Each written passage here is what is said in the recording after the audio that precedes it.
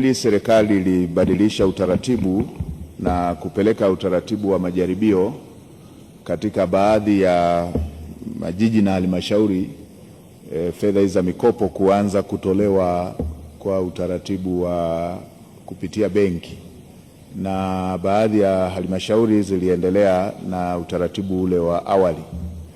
Sababu kubwa ya kufanya hivyo ilikuwa ni kupeleka utaratibu huu kwa maafisa wanaoshughulika na masuala ya mikopo, hasa kudhibiti tatizo lililokuwa linajitokeza la vikundi hewa, la watu wanakaa kwenye halmashauri pale, wanatengeneza vikundi, wanatengeneza syndicate kutoka baadhi ya watumishi wa ndani ya halmashauri na wale wanaopokea fedha hizo.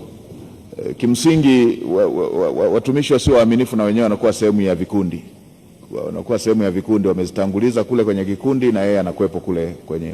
Kwa baada ya zoezi lote lile, lengo la serikali linakuwa halijatimia, lile la kuwasaidia wahusika hasa wanaofanya shughuli hizo za uzalishaji, na lengo la pili la kwamba kutakuwepo na marejesho ili na wengine waweze kupata, na lenyewe linakuwa halitimii. Kwa hiyo ndio ilikuwa sababu ya msingi.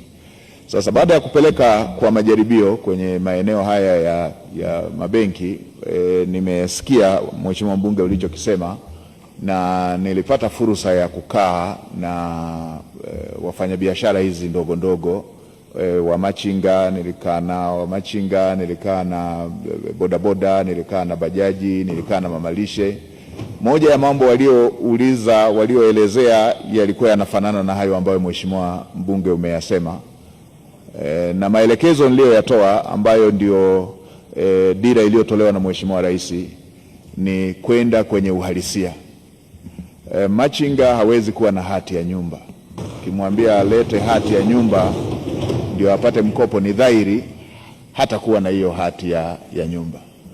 Na maeneo mengine walielezea kwamba wanatakiwa watoe dhamana, barua ya udhamini wa watumishi walioko serikalini.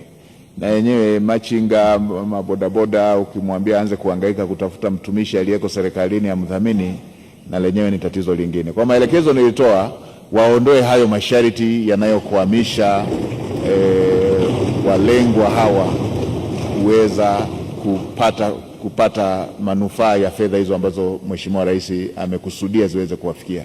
Tulikubaliana na mabenki walikuwepo pale kwamba hayo masharti ya hati ya nyumba, hayo masharti ya barua ya udhamini kwa wale ambao wanatambulika hayatakuwepo.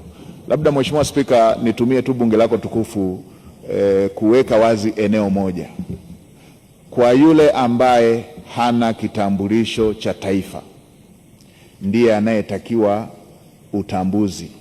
Wale ndio ambao wamekuwa wakitakiwa watoe barua ambayo at least mtambulishe kwamba yeye ni Mtanzania. Mheshimiwa Spika, mimi nakumbuka kuna watu tumesoma wote sekondari, tukiwa tunapanga wote, tunagombania chakula hapo na mapoti na masahani. Tumeenda chuo pale tunapanga foleni. Baada ya miaka kadhaa tumeona wanashika nafasi katika nchi za jirani kule, wamesoma kwa kodi za Watanzania, wameziba nafasi za Watanzania.